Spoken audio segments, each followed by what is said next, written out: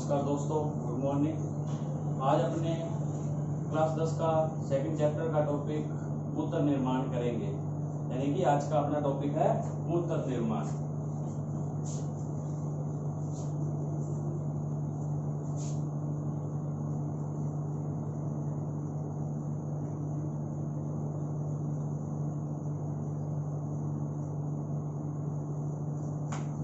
दोस्तों, मूत्र निर्माण की प्रक्रिया अपने को पता है कि 3 चरणों में संपन्न होती है।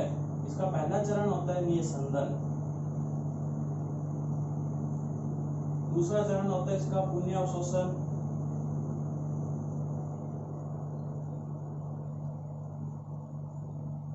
और तीसरा चरण होता है इसका स्त्रावण।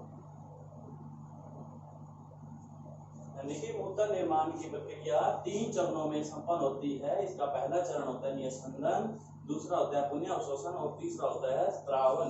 निस्संदन की प्रक्रिया पढ़ने से पहले अपने को नेफ्रॉन की संरचना का पता होना चाहिए कि नेफ्रॉन क्या होता है। अब नेफ्रॉन से पहले अपने को ये भी पता होना चाहिए कि उत्सर्जन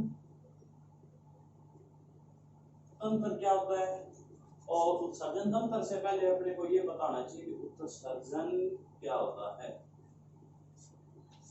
कि मूत्र निर्माण की प्रक्रिया 3 चरणों में निस्संदन, पुण्य अवशोषण व स्त्रावण में संपन्न होती है।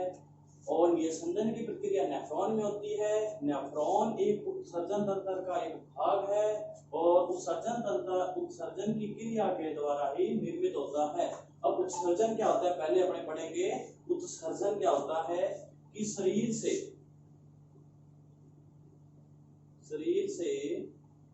अपशिष्ट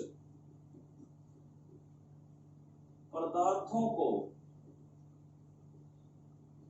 बाहर निकालने की प्रक्रिया।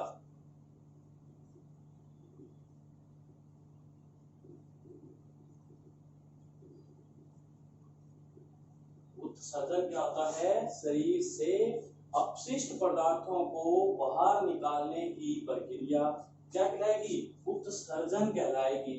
और उत्सर्जन प्रक्रिया में काम आने वाले तंत्र को क्या बोलते हैं, उत्सर्जन तंत्र बोलते हैं। और मानव के उत्सर्जन तंत्र के जो अंग है वो अपने इस प्रकार है।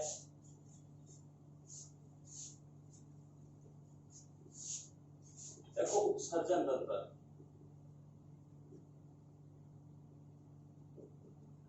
अब उन्होंने देखा है कि उत्सर्जन तंत्र में देखा कि इसके अंदर एक वृक्क होता है, वृक्क और मूत्रवाहिनी होती है,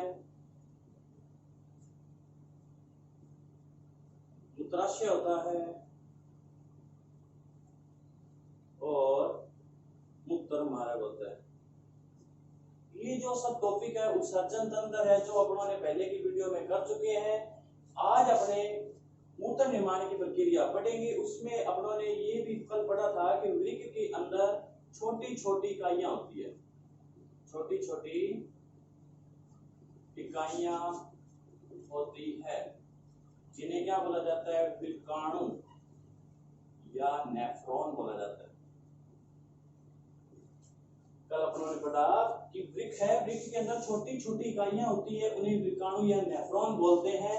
उसके बाद आज देखते हैं कि नेफ्रॉन क्या है, कैसे कार्य करता है और मूत्र निर्माण में ये कैसे सहायक होता है। तो सर्वप्रथम अपने देखेंगे कि नेफ्रॉन क्या है। नेफ्रॉन या इसे बोलते हैं वृक्काणु। दोस्तों, नेफ्रॉन एक उत्सर्जन की सबसे न्यूनतम इकाई है। उत्सर्जन तंत्र की सबसे छोटी इकाई। जैसे अपने देखते हैं कि शरीर की सबसे छोटी इकाई क्या होती है, कोशिका होती है। ये अपने पूरे शरीर की बात हो रही है, लेकिन अपने शरीर का एक पार्ट है उत्सर्जन तंत्र। उस उत्सर्जन तंत्र की जो सबसे छोटी इकाई होती है वो क्या होती है, नेफ्रॉन। क्यों? क्योंकि सारे अपशिष्ट पदार्थों का निस्तारण इसकी के द्वारा ये क्या किया जाता है, उनको रक्त से अलग किया जाता है और उसे मूत्र के द्वारा बाहर शरीर से उत्सर्जित किया जाता है। अब अपने को इतना समझ में आ गया कि नेफ्रॉन क्या होता है, उत्सर्जन तंत्र की सबसे छोटी इकाई। अब अपने नेफ्रॉन की संरचना देखेंगे कि नेफ्रॉन कैसा होता है। नेफ्रॉन की संरचना, दोस्तों नेफ्रॉन की संरचना में अपने को इतना बताना चाहिए कि इसके अंदर एक ग्लोमेरुलस होता है, एक वोमेन संपुट होता है, एक इसके अंदर नलिकाकार आगे का भाग सारा नलिकाकार होता है। नेफ्रॉन की संरचना में ग्लोमेरुलस, वोमेन संपुट और नलिकाकार होता है। ये इसके नाम हो चुके हैं जो वोमेन संपुट की संरचना के अंदर पाए जाते हैं। अब इसका अपने नेफ्रॉन की संरचना का क्या देखेंगे, डायग्राम देखेंगे कि किस प्रकार इसका डायग्राम होता है। और ये ग्लोमेरुलस, वोमेन संपुट और नलिकाकार भाग कहाँ-कहाँ पाया जाता है। नेफ्रॉन की जब संरचना बढ़ाते हैं तो ये इस प्रकार का एक प्यालेनुमा संरचना होती है, इसे क्रमशः अपने वोमेन संपुट बोलते हैं। और इसके अंदर एक नलिकाकार गुच्छा होता है, धमनियों का नलिकाकार क्या होता है, गुच्छा होता है, उसे अपने ग्लोमेरुलस बोलेंगे। उसे क्या बोलेंगे, अपने ग्लोमेरुलस। और ग्लोमेरुलस के अंदर दो धमनियां आकर प्रवेश करती है। एक होती है इसमें अभिवाही धमनी,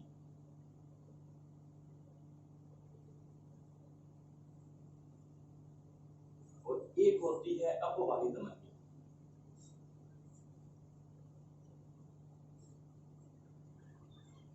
दोस्तों नेफ्रॉन की संरचना देखते हैं तो उसमें एक कटोरी नुमा ये संरचना है इस प्रकार की, ये होता है वोमेन संपुट।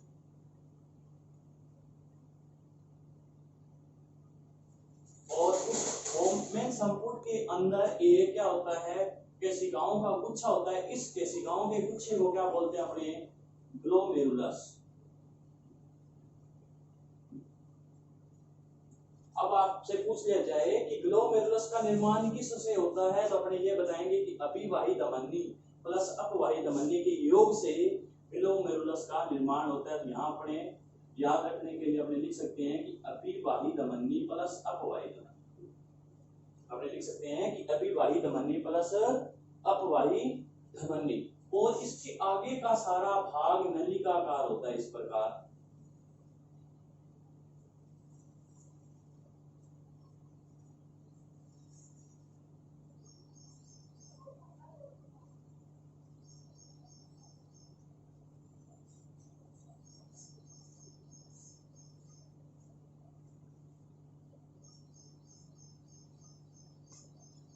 ये भाग हो गया। अब वोमेन संपुट के ये जो नलिका है पास में है, इसलिए इसे बोलते हैं समीपस्थ, समीपस्थ नलिका। ये नीचे का भाग है, इसे बोलते हैं हेनले का लूप। और ये वोमेन संपुट से दूर स्थित होने के कारण इसे बोलते हैं दूरस्थ, दूरस्थ नलिका। और ये आगे होगी संग्राहक नलिका।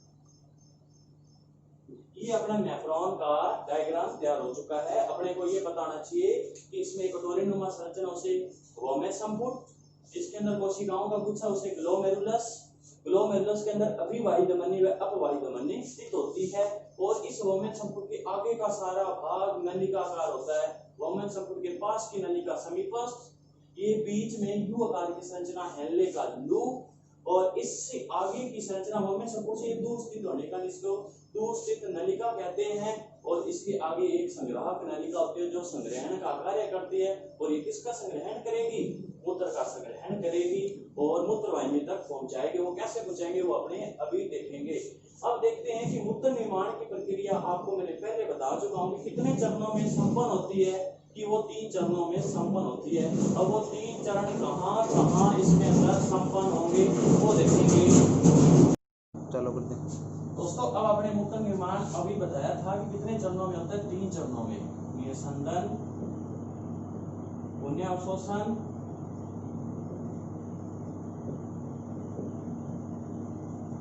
और तीसरा स्राव।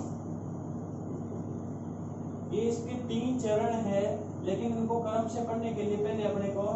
निस्संदन बढ़ना है तो निस्संदन बढ़ना है तो अपने इन दोनों को क्या कर देते हैं, यहाँ से हटा देते हैं। एक बार अपने को पता चल गया है कि मूत्र निर्माण की प्रक्रिया 3 चरणों में संपन्न होती है, एक निस्संदन, एक पुनः अवशोषण और एक स्त्रावन। अब अपने पढ़ेंगे निस्संदन। देखो क्या होता है निस्संदन, कैसा बनता है, कैसे होता है। अभी अपनों ने पढ़ा है कि यहाँ से मान लो स्टार्ट होगा, ये अभिवाही धमनी है और ये क्या है, अपवाही धमनी है, और ये दोनों मिलकर किसका निर्माण कर लेते हैं, ग्लोमेरुलस का निर्माण कर लेते हैं, और ग्लोमेरुलस वोमेन संकुल के अंदर स्थित होता है। अब अपने देखो अभिवाही धमनी और अपवाही धमनी सर्वप्रथम इनका अध्ययन करेंगे। क्यों? क्योंकि इनमें से एक क्या करती है, रक्त को नेफ्रॉन के अंदर लेके आती है, और एक रक्त को क्या करते हैं, नेफ्रॉन के अंदर वापस बाहर लेके जाएगी। तो अब अपने देखते हैं कि 2 धमनियां हैं, एक अभिवाही धमनी है और एक अपवाही धमनी है। देखो कि अभिवाही धमनी रक्त लेकर आती है, रक्त लेकर आती है। अब सिंपल सी बात है, रक्त लेके आती है तो किसके अंदर लेकर आती है, नेफ्रॉन के अंदर लेके आएगी। ये किसके अंदर लेके आएगी, नेफ्रॉन के अंदर। अब ये चित्र बनाया हुआ है, किसी को समझ में नहीं आ रहा तो ये पता होना चाहिए कि किसका चित्र है, विकाणु या नेफ्रॉन का चित्र है। ये नेफ्रॉन का चित्र है। और अभिवाही धमनी रक्त लेकर आती है, अपवाही धमनी रक्त लेकर जाती है। अभिवाही धमनी रक्त लेकर आती है और अपवाही धमनी रक्त लेकर जाती है। और अभिवाही धमनी मोटी होती है और अपवाही धमनी है वो क्या होती है, पतली होती है। ये मोटी होती है, ये पतली होती है। इसकी गुहा क्या होती है, मोटी होती है, और इसकी गुहा संकरी होती है, यानी कि पतली होती है। यानी कि ये आकार में भी मोटी होती है और इसकी गुहा यानी कि अंदर से, जैसे एक पाइप देख लेते हैं, एक मान लो बड़ी पाइप होगी और एक छोटी पाइप होगी, इसी के आकार की होती है। कि एक अभिवाही धमनी मान लेते हैं, बड़ी पाइप नुमा है संरचना, और ये क्या है, छोटी पाइप नुमा संरचना है। अब अपने सिंपल सा उदाहरण देखते हैं कि अगर मान लो अपने पास 1 मिनट का समय, कितने मिनट का समय है, 1 मिनट का समय है।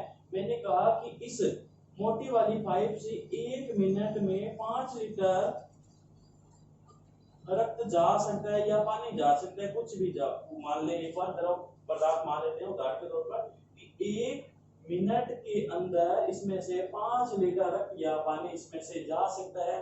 तो अब आपको इतना पता है कि अगर 1 मिनट में इसमें से 5 लीटर रक्त जा सकता है तो इस पतली पाइप से 1 मिनट में 5 लीटर रक्त कभी भी नहीं जाएगा। कि अभिवाही धमनी मान लेते हैं एक बड़ी पाइप है और अपवाही धमनी क्या है, छोटी पाइप है।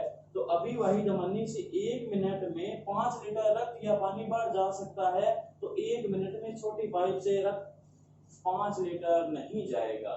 जितना रक्त अभिवाही धमनी से आता है उतना रक्त अपवाही धमनी से नहीं जा सकता। इसलिए इस ग्लोमेरुलस में रक्त का दबाव क्या हो जाता है, बहुत ही ज्यादा हो जाता है। रक्त का दबाव होने के कारण ये नलिकाओं से क्या होगा, रक्त छनने लग जाता है। रक्त क्या हो जाता है, छनने लग जाता है।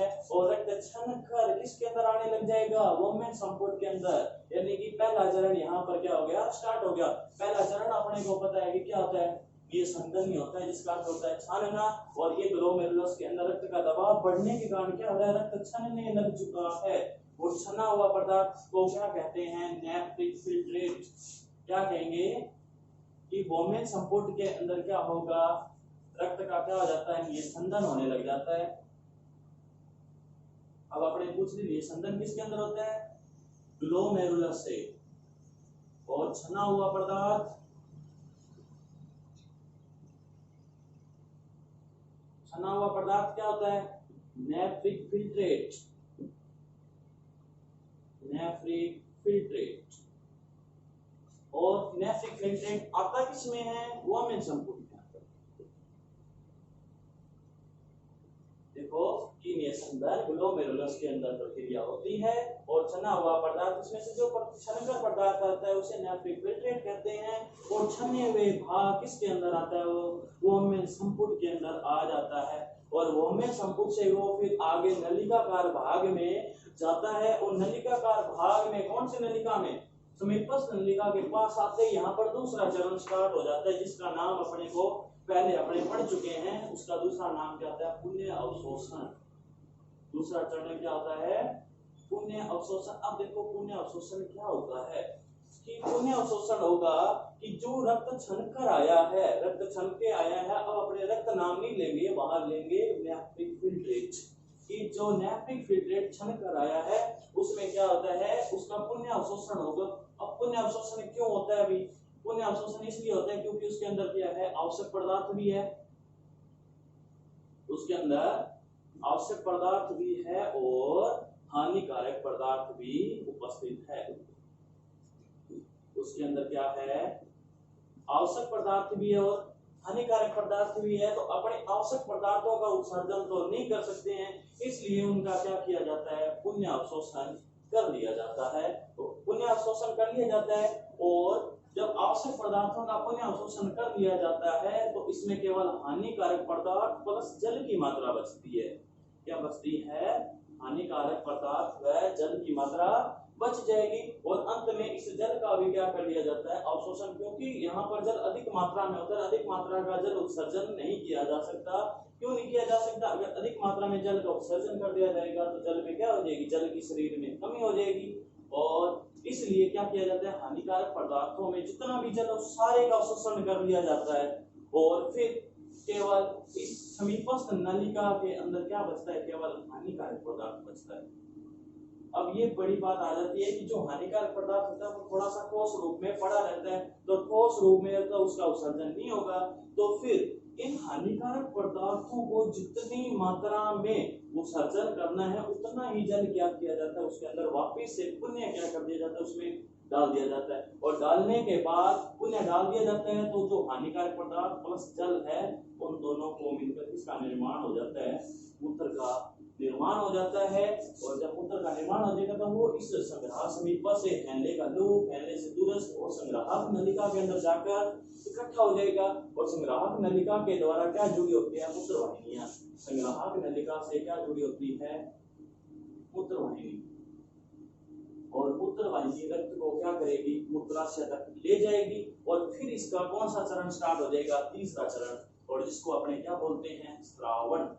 उस तीसरे चरण को क्या बोलते हैं, स्त्रावण बोलते हैं। तीसरे चरण को क्या बोलेंगे, स्त्रावण। स्त्रावण तीसरा टॉपिक अपना कौन सा था, स्त्रावण। अपना ने पहला चरण निस्संदन किलोमीटर में संपन्न कर लिया, दूसरा पुण्य अवशोषण समीपस्थ में कर लिया, और जो निर्मित मूत्र था उस मूत्र वाहिनी से किसके अंदर आ चुका है, मूत्राशय में आ चुका है, और अब इस मूत्र का क्या करना है, पार्थ शरीर से विसर्जन करना है, और जब शरीर से रक्त का उत्सर्जन किया जाता है उसे मूत्रण बोलते हैं। शरीर से रक्त का उत्सर्जन करना मूत्रण कहलाता है, और मूत्रण में काम आने वाली कोशिकाओं को मूत्रण प्रतिवर्त कहते हैं।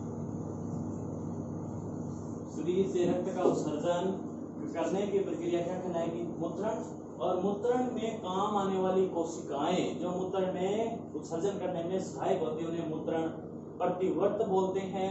और ये अपना क्या हो जाता है, इस प्रकार मूत्र निर्माण और मूत्र का शरीर से बाहर निष्कासन किस प्रकार होता है वो आपको बता दिया है।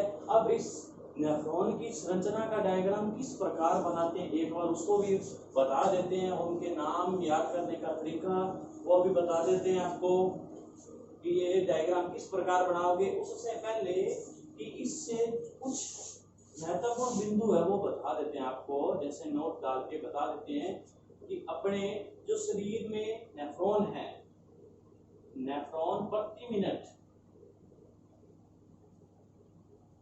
यानी कि 1 मिनट में वो 1100 से 1200 ml रक्त का क्या करता है, निस्संदन करता है।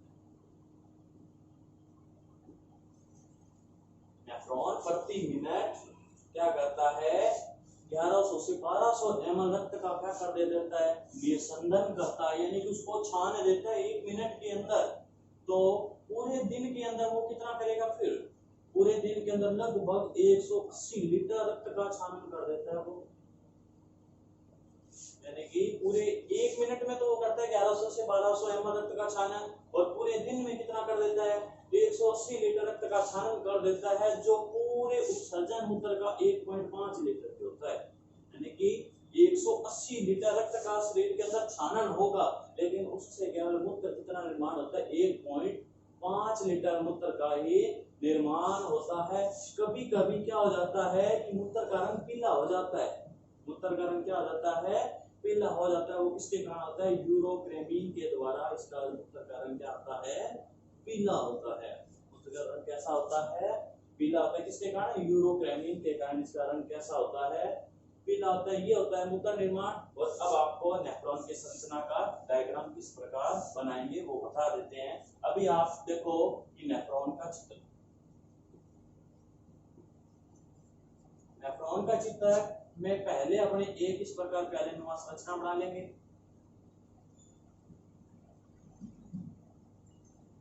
इस प्याले नुमा संरचना को वोमेन संपुट बोलते हैं।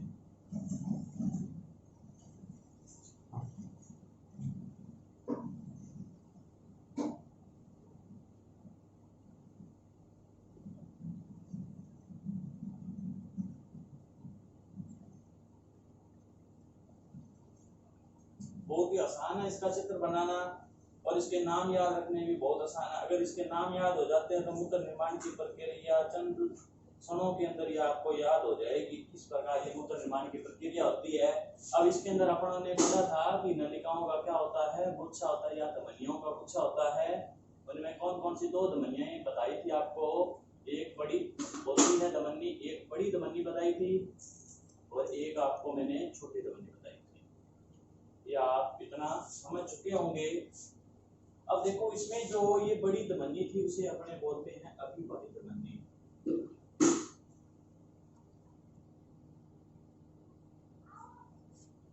छोटी होती है वो होती है अपवाही धमनी।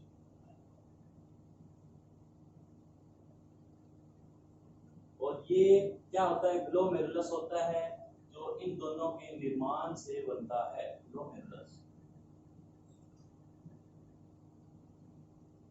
और ये नीचे प्याले नुमा संरचना होती है, वोमेन संपुट।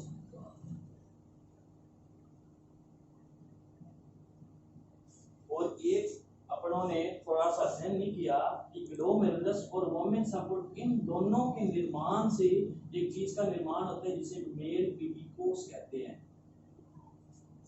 मेल पीगी कोश।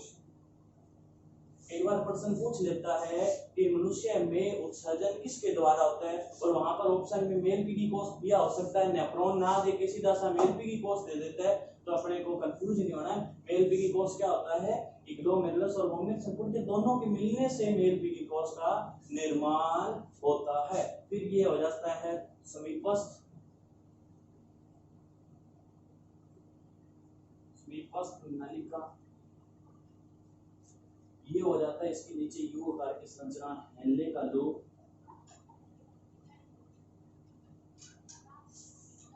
और ये हो जाता है इसकी दूरस्थ नलिका।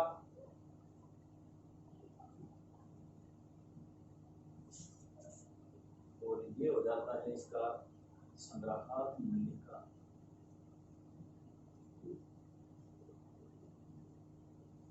दोस्तों ये है नेफ्रॉन का चित्र। उसमें एक बड़ी धमनी अभिवाही धमनी, एक छोटी धमनी अपवाही धमनी, और इसके अंदर जो क्या होता है, नलिकाओं का गुच्छा होता है उसे ग्लोमेरुलस बोलते हैं।